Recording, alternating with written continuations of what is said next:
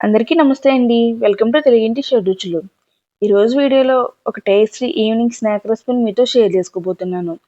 అందరికీ ఎంతో ఇష్టమైన ఆలు సమోసాని ఇంట్లోనే చాలా టేస్టీగా, క్రిస్పీగా ఎలా తయారు చేయాలో మీకు చేసి చూపిస్తాను. సమోసాలు చేయడానికి ఎక్కువ టైం పడుతుంది, ఎక్కువ ప్రాసెస్ అనుకునే వాళ్ళు ఒకసారి వీడియో చూస్తూ చేయండి. చాలా ఈజీగా, టేస్టీగా చేసేస్తారండి. బయట కొనే సమోసాలు ఎంత టేస్టీగా అయితే ఉంటాయో, ఇవి కూడా సేమ్ అలానే చాలా టేస్టీగా ఉంటాయి. ఒకసారి మీరు ఇంట్లో ట్రై చేయండి. ఇంకెప్పుడు బయటికి వెళ్ళి తీసుకురారు, అంత బాగుంటాయి. ఇప్పుడు ప్రాసెస్ చూసేద్దామా? దీనికోసం ముందుగా ఒక మిక్సింగ్ బౌల్ తీసుకుని 1½ కప్ వరకు మైదా పిండిని వేసుకోవాలి. నెక్స్ట్ ఇందులోకి పావు స్పూన్ వరకు వామును వేసుకోండి. అలానే మీరు రుచికి సరిపడా సాల్ట్ వేసుకోవాలి. నేను 1 స్పూన్ సాల్ట్ వేసుకున్నాను. నెక్స్ట్ ఇందులోకి 1 టేబుల్ స్పూన్ వరకు ఆయిల్ని వేసుకోండి. ఇప్పుడు ఈ పిండిని అంతా ఒకసారి బాగా మిక్స్ చేసుకోవాలి. ఒకసారి పిండిని అంతా బాగా కలుపుకున్న తర్వాత కొద్దిగా పిండిని తీసుకుని ఒకసారి ప్రెస్ చేసి చూడండి. చూసారా? ఇలా ముద్దగా అవ్వాలి. ఇలా అయితేనే మనకి సమోసాలు క్రిస్పీనెస్తో చాలా టేస్టీగా ఉంటాయి. మీకు పిండి ఇలా అవ్వకపోతే ఇంకొద్దిగా ఆయిల్ వేసుకుని కలుపుకోండి. ఇప్పుడు పిండి బాగా మిక్స్ చేసుకున్న తర్వాత కొద్ది కొద్దిగా వాటర్ వేసుకుంటూ ఈ పిండిని చపాతీ ముద్దలా కలుపుకోవాలి. వాటర్ అంతా ఒకేసారి వేయకుండా కొద్ది కొద్దిగా వేసుకుంటూ కలుపుకోండి. అలానే సమోసాలకి మైదా పిండిని మరీ మెత్తగా కాకుండా కొంచెం గట్టిగా ఉండేలానే కలుపుకోండి. మనం చపాతీ పిండిని ఎంత మెత్తగా అయితే కలుపుకుంటామో దానికన్నా కొంచెం గట్టిగా కలుపుకోవాలి. అలా అయితేనే సమోసాలు క్రిస్పీగా వస్తాయి. ఇలా అంతా బాగా మిక్స్ చేసుకున్న తర్వాత ఇప్పుడు మూత పెట్టుకుని ఒక 10 నిమిషాలు పక్కన పెట్టేయండి. ఇప్పుడు ఈ పిండి నానేలోపు మనం స్టఫింగ్ ప్రిపేర్ చేసుకుందాము. దీనికోసం ముందుగా నేను బంగాళదుంపల్ని, పచ్చి బఠానీని ఉడికించుకుని పెట్టుకున్నాను. ఈ స్టఫింగ్ కోసము నేను 3 మీడియం సైజ్ బంగాళదుంపలు తీసుకుని ఉడికించుకున్నాను. అలానే ఒక టేబుల్ స్పూన్ వరకు పచ్చి బఠానీని కూడా ఉడికించుకోవాలి. నేను ఈ ఆలుని, పచ్చి బఠానీని కుక్కర్లో వేసుకుని ఒక 2 గ్లాసెస్ వాటర్ వేసుకుని 4 విజిల్స్ రానిస్తే ఇవి మెత్తగా ఉడికిపోయాయి. ఈ బంగాళదుంపలు ఇప్పుడు పూర్తిగా చల్లారిన తర్వాత మాత్రమే మనం వీటిని స్మాష్ చేసుకోవాలి. ఈ స్టఫింగ్లోకి పచ్చి బఠానీ కూడా మీకు నచ్చితే తీసుకోండి, లేకపోయినా పర్లేదు. ఇలా ఆలుని అంతా బాగా మెత్తగా స్మాష్ చేసుకుని పెట్టుకోండి. ఇప్పుడు స్టవ్ మీద ఒక పాన్ పెట్టుకుని ఒక 3 స్పూన్స్ వరకు ఆయిల్ వేసుకోవాలి. ఇప్పుడు ఈ ఆయిల్ హీట్ అయిన తర్వాత ఇందులోకి ఒక 2 పచ్చిమిర్చిని ఇలా సన్నగా తరిగి వేసుకోండి. నెక్స్ట్ ఇందులోకి పావు స్పూన్ వరకు ధనియాలు, పావు స్పూన్ వరకు సోంపుని కచ్చపచ్చగా దంచుకుని వేసుకోండి. టేస్ట్ చాలా బాగుంటుంది. ఇప్పుడు మంటని మీడియం ఫ్లేమ్లో పెట్టుకుని ఒక మీడియం సైజ్ ఆనియన్ని ఇలా చిన్న ముక్కలుగా కట్ చేసుకుని వేసుకోండి. ఇలా వేసుకుని ఇప్పుడు ఈ ఆనియన్స్ అంతా మెత్తబడేంత వరకు ఫ్రై చేసుకోవాలి. ఈ ఆనియన్స్ కూడా బాగా ఫ్రై అవ్వాల్సిన అవసరం లేదండి. జస్ట్ మెత్తబడి లైట్గా కలర్ మారితే సరిపోతుంది. ఇలా కలర్ మారిన తర్వాత ఇప్పుడు ఇందులోకి ఒక పావు స్పూన్ వరకు అల్లం వెల్లుల్లి పేస్ట్ వేసుకోండి. నెక్స్ట్ ఇందులోకి మనం ఉడికించి పెట్టుకున్న పచ్చి బఠానీని కూడా వేసుకోవాలి. ఇప్పుడు ఈ బఠానీని, అల్లం వెల్లుల్లి పేస్ట్ని 1 మినిట్ బాగా ఫ్రై చేసుకోవాలి. ఇలా 1 మినిట్ బాగా ఫ్రై చేసిన తర్వాత ఇప్పుడు ఇందులోకి మనం ఉడికించి స్మాష్ చేసి పెట్టుకున్న ఆలూని వేసుకోండి.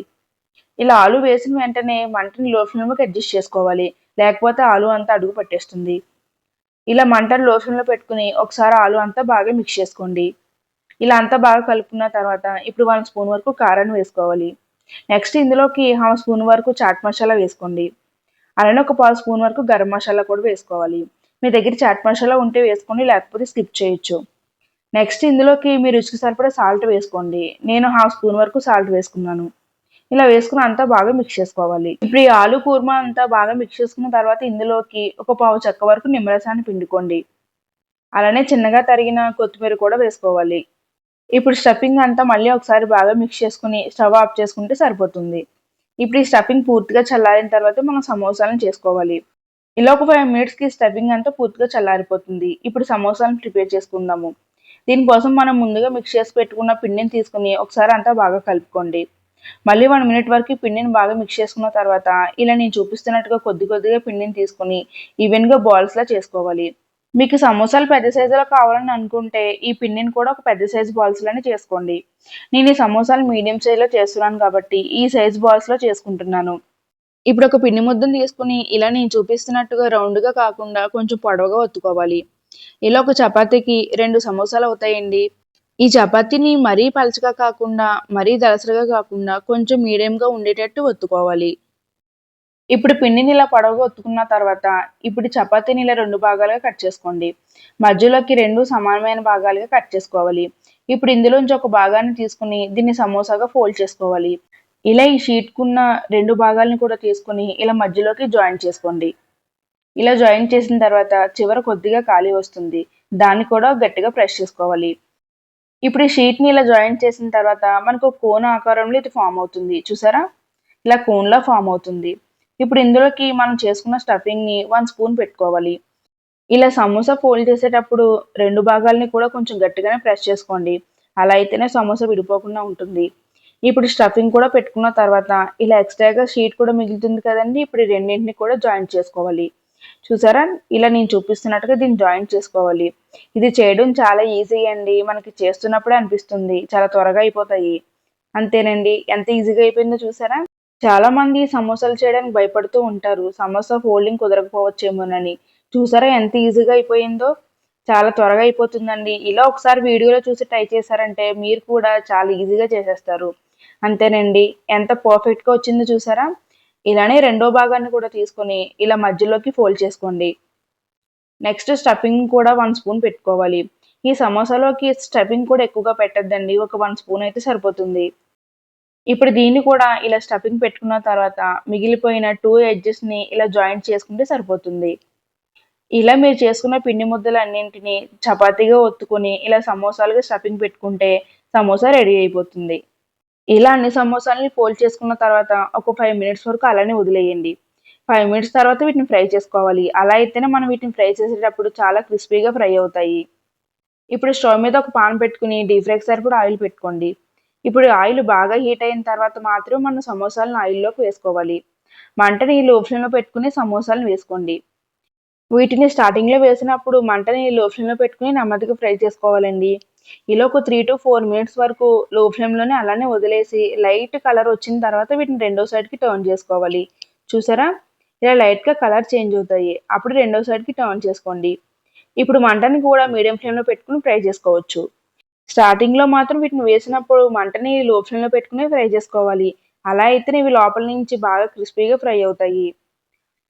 ఇలా రెండో సైడ్ కూడా తిప్పుకున్న తర్వాత ఒక 3-4 మినిట్స్ ఫ్రై చేస్తే ఇలా లైట్ గోల్డెన్ బ్రౌన్ కలర్ వస్తాయి. చూసారా?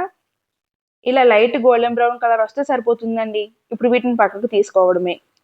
ఇలా సమోసాలు ఫ్రై అవ్వడానికి 8-10 మినిట్స్ వరకు టైం పడుతుందండి. వీటిని ఇలా నెమ్మదిగా ఫ్రై చేసుకుంటేనే బాగా క్రిస్పీగా ఫ్రై అవుతాయి. ఇప్పుడు మళ్ళీ సెకండ్ బ్యాచ్ వేసేటప్పుడు మంటని లో ఫ్లేమ్‌కి అడ్జస్ట్ చేసుకోండి. తర్వాతే మనం మిగిలిన సమోసాలను కూడా వేసుకోవాలి. ఇలా వేసుకుని వీటిని కూడా ఒక 2-3 మినిట్స్ వరకు అలానే వదిలేసి తర్వాత రెండో సైడ్‌కి తిప్పుకోండి. ఇప్పుడు ఇలా రెండో సైడ్‌కి తిప్పుకున్న తర్వాత మళ్ళీ మంటని మీడియం ఫ్లేమ్‌కి అడ్జస్ట్ చేసుకొని ఇలా లైట్ గోల్డెన్ బ్రౌన్ కలర్ వచ్చేంత వరకు ఫ్రై చేసుకోవాలి. అంతేనండి. ఇలా మీరు చేసుకున్న సమోసాలన్నింటిని ఫస్ట్ లో ఫ్లేమ్‌లో, తర్వాత మీడియం ఫ్లేమ్‌లోకి అడ్జస్ట్ చేసుకొని ఫ్రై చేసుకోవాలి. ఇలా సమోసాలన్నీ ఫ్రై చేయడం అయిపోయిన తర్వాత చివరగా ఆయిల్‌లోని ఇలా పచ్చిమిర్చిని కూడా ఫ్రై చేసుకోవాలి. ఇవి ఆప్షనల్ అండి. మీకు నచ్చితే చేసుకోవచ్చు. ఇప్పుడు ఒక 8 పచ్చిమిర్చిని తీసుకొని మధ్యలో ఘాట్లు పెట్టుకోండి. ఇలా మధ్యలో ఘాట్లు పెట్టుకున్న తర్వాత ఒక జారాలో వేసుకొని ఇలా ఆయిల్‌లో లైట్‌గా కలర్ మారేంత వరకు ఫ్రై చేసుకోవాలి. మనకి బయట ఇచ్చే సమోసాలో ఇలా పచ్చిమిర్చిని కూడా ఇస్తారు కాబట్టి మీకు ఆ లుక్ రావాలనుకుంటే ఇలా పచ్చిమిర్చిని కూడా ఫ్రై చేసుకోవచ్చు. అంతేనండి. సమోసాలు రెడీ అయిపోయాయి. చూసారా ఎంత ఈజీగా అయిపోయాయో? చాలా కష్టం అనుకునే వాళ్ళకి ఈ వీడియో చూస్తూ చేశారంటే చాలా ఈజీగా చేసేస్తారు. ఇప్పుడు వీటిని వేడి వేడిగా తిన్నారంటే అసలు ఆ రుచిని చెప్పలేమండి. అంత టేస్టీగా ఉంటాయి. లోపల టేస్టీ స్టఫింగ్‌తో పైన క్రిస్పీగా చాలా బావుంటాయి. ఇప్పుడు మీకు ఈ సమోసా రెసిపీ నచ్చితే ఈ వీడియోకి ఒక లైక్ చేసి ఛానెల్‌ని సబ్స్క్రైబ్ చేయండి. Thank you.